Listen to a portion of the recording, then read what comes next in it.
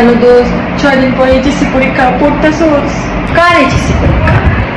আরে বেটা, আমারও এইচএসসি পরীক্ষা। আমিও এইচএসসি পরীক্ষা দিব। ও তুই আর আমি তো একলগে এইচএসসি পরীক্ষা দেব। হায় হায়, সিলেবাস কি? আমিও তো সিলেবাস জানি না। আমরা কোন গ্রুপে?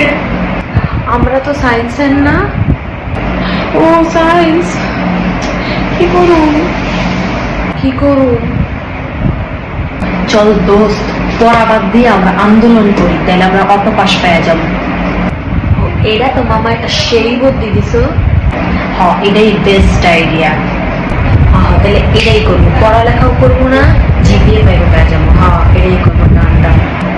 হ, তুই বই খাতা রাখ, আমরা হচ্ছে গিয়ে আন্দোলন করে অটো পাস। চল, আমি আইতেছি।